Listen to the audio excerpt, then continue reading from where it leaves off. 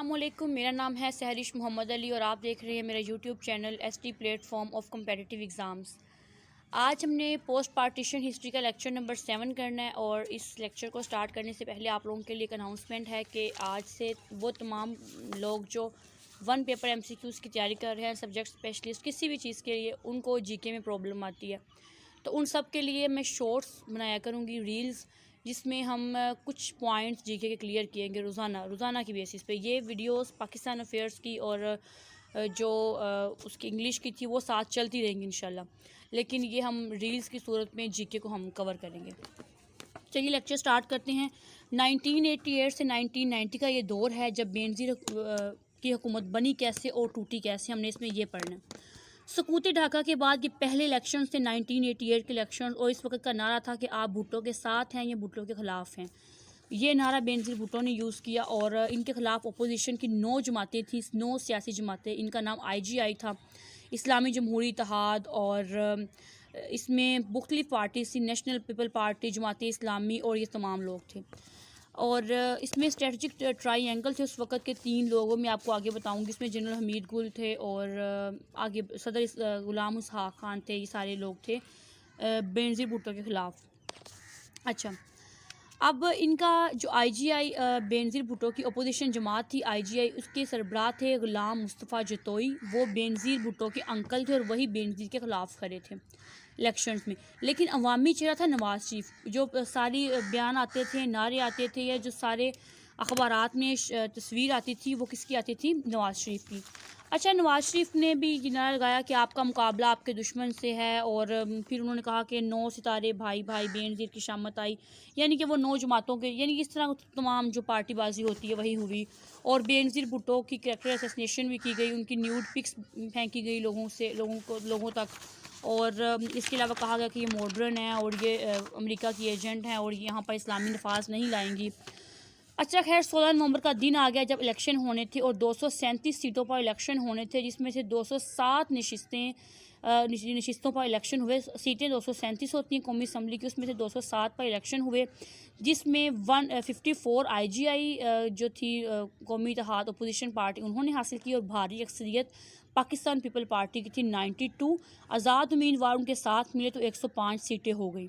اس وقت قومی اسمبلی کے بعد صوبائی اسمبلی کے 3 بار الیکشن ہوتے تھے۔ جب اپوزیشن نے دیکھا کہ ہماری دال یہاں پر نہیں گل رہی، تو انہوں نے یہ کیا کہ انہوں نے ایک اسٹرانگ پوائنٹ دیکھ لیا بینظیر کا، کیونکہ بینظیر نے ایک بیان دیا تھا کہ ہم کسی پنجابی کو اپنا لیڈر کیسے مان سکتے ہیں، تو نواز شریف نے اس چیز کو پکڑا اور اس پر بڑی زیادہ محنت کی، اور کہا کہ اگر جاگ پنجابی جاگ کے نعرے لگائے، ہر طرف دیواروں پر لکھ دیا اور اخبار پر، ریڈیو پر کہ تیری پگ نو لگ گئی اگ، جاگ پنجابی جاگ، اس طریقے سے ان کا خون گرمایا، اور وہی ہوا۔ 3 دن بعد اپوزیشن جو جماعتیں تھیں وہ صوبائی اسمبلیوں کے انتخابات جیت گئیں، اور پنجاب جو مین صوبہ تھا وہاں کا وزیر اعلیٰ کون بن گیا؟ IGI کا عوامی چہرہ نواز شریف، اس کو وزیر اعلیٰ بنا دیا گیا پنجاب کا۔ ان کے وزیر اعلیٰ تھے قائم علی شاہ۔ اچھا، پھر 2 دسمبر 1988 کا وہ دن تھا جب پوری اسلامی دنیا میں جو واحد ایک فیمیل خاتون وزیر عظمیٰ کے عہدے پر فائز ہوئیں، وہ تھی بینظیر بھٹو۔ اچھا، MPT 2021 میں اس پہ کوسچن بھی آیا تھا، اور اس میں سال کا ڈیفرنس نہیں تھا، 88 ہی سارے لکھے ہوئے تھے، جو 4 آپشن تھے اس میں آیا تھا دسمبر، سپتمبر، اکتوبر، اس طریقے سے۔ تو یہ چیز آپ نے یاد رکھنی ہے کہ 2 دسمبر کو وہ بینظیر بھٹو بنی تھی وزیر اعظم پاکستان کی۔ اچھا، اب غلام اسحاق خان نے کہا کہ آپ مجھے صدر رہنے دیں اور میں آپ کو وزیر اعظم بننے دوں گا، تو اس وقت بینظیر بھٹو نے کہا تھا کہ میرے پاس ووٹس بھی نہیں تھے اپنا صدر منتخب کرنے کے لیے، کھڑا کرنے کے لیے، تو پھر انہوں نے اس کو صدر رہنے دیا غلام اسحاق خان کو، اور انہوں نے ان کے ساتھ جوڑ لیا۔ آپ کو پتہ ہے کہ میں نے پہلے آپ کو بتایا کہ صدر کے پاس یہ 52B کے شخص سے ان کے پاس یہ اختیارات ہوتے تھے، وہ کبھی بھی اسمبلیاں توڑ سکتے تھے، تو بینظیر بھٹو کو ان سے ہمیشہ خوف رہتا تھا، لیکن اس لیے انہوں نے بجائے ان سے لڑائی مول لینے کے، انہوں نے کیا کیا، انہوں نے ان کے ساتھ اپنی دوستی کر لی، اور جیسے انہوں نے کہا ان کی بات مانی۔ اچھا، اس کے بعد اس وقت آپ کو پتہ ہے کہ امریکہ کی مدد کر رہا تھا پاکستان افغانستان کی جنگ میں، تو اس لیے وہ ان کو اس کی جوہری پروگرام کو کر رہے تھے، نگلیکٹ کر رہے تھے.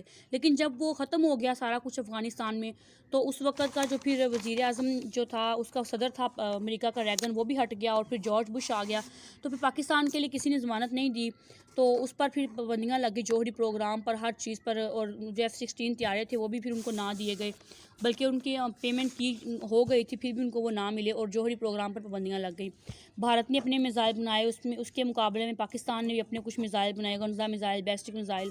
اچھا، اب بینظیر بھٹو نے بڑی سمجھداری سے کام لیا. انہوں نے اسٹریٹجک ٹرائی اینگل کے جو تینوں ستون تھے، غلام اسحاق خان اس کو صدر رہنے دیا، جنرل اسلم کو جمہوریت کا میڈل پہنا دیا، اور جنرل حمید گل کو ISI کا چیف رہنے دیا اس وقت.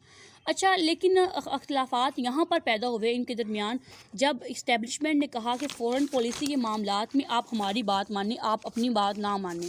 تو انہوں نے کہا کہ ٹھیک ہے، آپ کیا چاہتے ہیں، ہم وہ ویسے کر لیتے ہیں. تو بینظیر بھٹو نے جب ان سے پوچھا تو انہوں نے کہا کہ ہم چاہتے ہیں کہ جو جنوبی بھارت ہے یا بھارت میں ہم اپنا ایک جو وہاں پر خالصتان موومنٹ، اصل تو خالصتان موومنٹ یہ ہے کہ سکھ لوگ تھے نا ہندوستان میں، وہ اپنی الگ ریاست چاہتے تھے.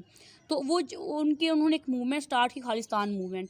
اب جس طریقے سے سقوط ڈھاکہ والے واقعات میں بھارت نے ہیلپ کیا تھا مشرقی پاکستان کو، اسی طریقے سے اسٹیبلشمنٹ چاہتی تھی کہ اس چیز کا بدلہ لیا جائے، اور ایک تو افغانستان میں اپنی حمایتی حکومت بنا دی جائے جو ہماری وقت آنے پر ہمیں مدد کرے، اور دوسرا بھارت میں جا کر ہم اپنا ان کو ہیلپ کریں، خالصتان موومنٹ کو.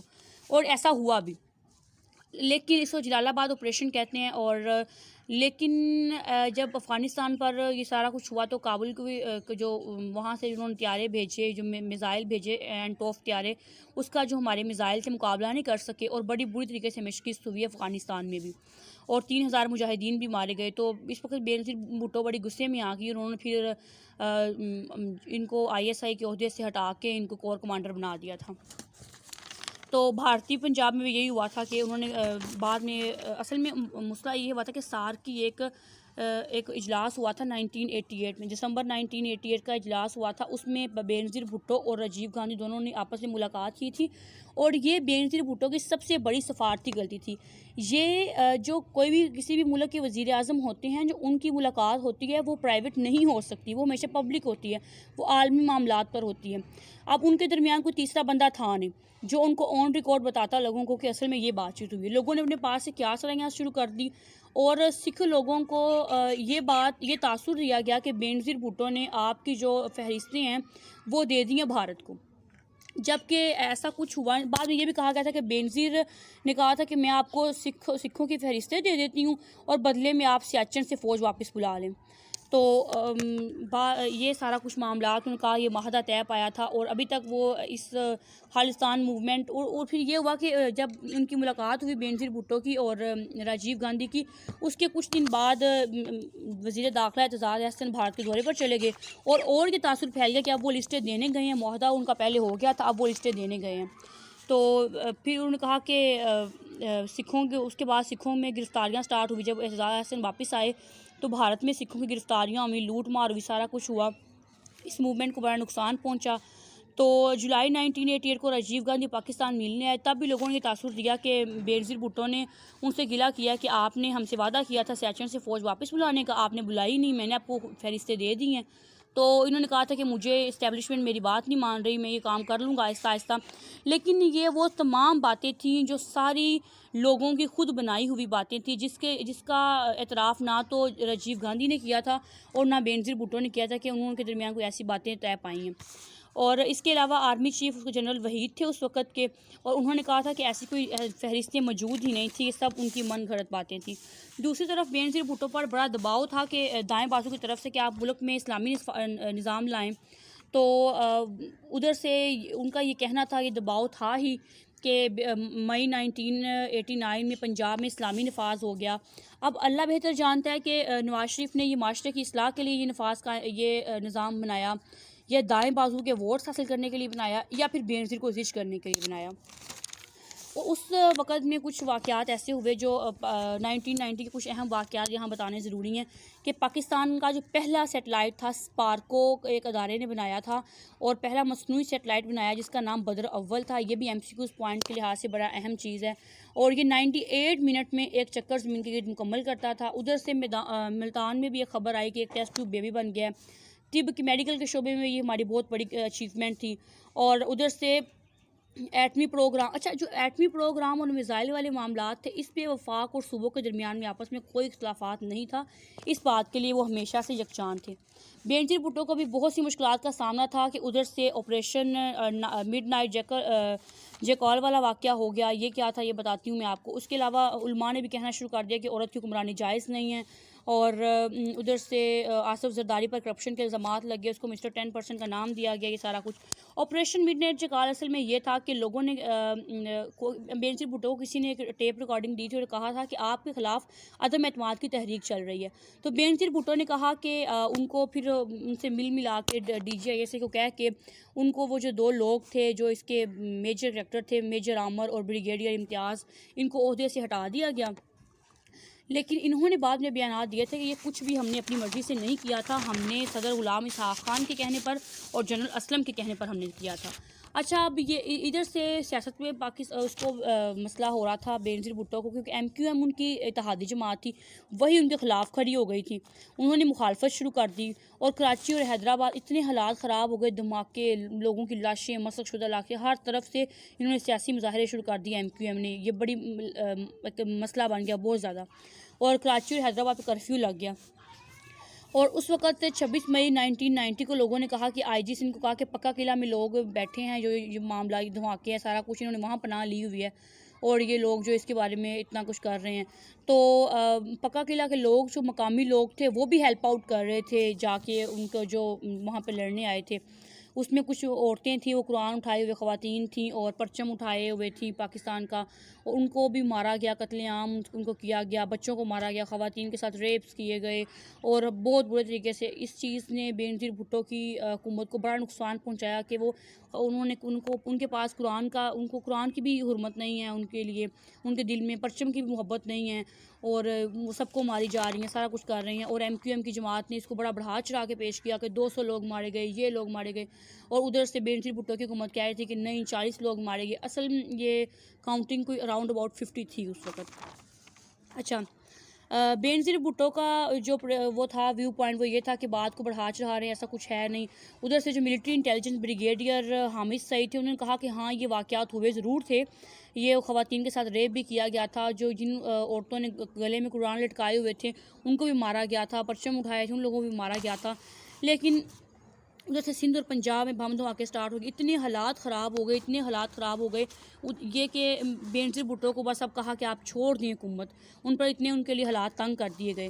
تو دوسری طرف سے مغرب عوام نے بھی ہوا یہ تھا کہ سلمان رشدی برطانوی شہری تھا، اس نے رسول اللہ صلی اللہ علیہ وسلم کی شان میں گستاخی کی تھی اور اس پر ایک بک لکھی تھی. تو ادھر سے عوام نے بھی بینظیر بھٹو کہنا شروع کر دیا، حکومت کو کہنا شروع کر دیا کہ آپ مغرب سے تعلقات ختم کریں یا اس کو آپ اس کے بارے میں ایکشن لیں. تو یہ اتنے زیادہ یہ تمام معاملات بگڑ گئے کہ آخرکار تھک ہار کے جو بینظیر بھٹو تھی ان کو ہار ماننی پڑی، اور صدر غلام اسحاق کو اپنا جو ان کے پاس جو ایک اختیار تھا آرٹیکل 58B کا، اس کو یوز کرتے انہوں نے اسمبلیاں تحلیل کر دی اور ریڈیو ٹیلی ویژن پر آ کر بتا دیا کہ بینظیر بھٹو اب وزیر اعظم نہیں رہی. 6 اگست 1990 کا وہ دن تھا جب ہماری پہلی خاتون وزیر اعظم جو عہدے سے ہٹ چکی تھیں، اور ان کا جو دورانیہ تھا وہ 20 ماہ اور 4 دن تھا بینظیر بھٹو کا. اور اس کے بعد جو نگران حکومت بنی پھر وہ وہی تھی IGI کے جو سربراہ غلام مصطفیٰ جتوئی جو بینظیر کے انکل تھے. آج کے لیے اتنا ہی کافی. اگلی ویڈیو میں انشاءاللہ ہم 1990 سے 1999 تک کی ساری باتیں کریں گے، اور رات کو انشاءاللہ انگلش پر ویڈیو آئے گی، جو انگلش گرامر کی ویڈیو ہماری اسٹاپ ہوئی تھی اس پہ بھی. اور آپ نے کنیکٹڈ رہنا ہے کیونکہ ہم نے GK کو بھی اب ساتھ سٹارٹ کرنا ہے. تو اگر آپ کو ویڈیو اچھی لگی تو آپ نے لائک کرنا ہے، کومنٹ کرنا ہے، کوئی کویسچن ہے آپ کا، اور شیئر صرف آپ نے تب کرنا ہے جب آپ کے لیے خود ہیلپ فل رہی ہے ویڈیو. اور اگر آپ نئے ہیں تو آپ نے سبسکرائب بھی کر دینا چینل کو. اللہ حافظ.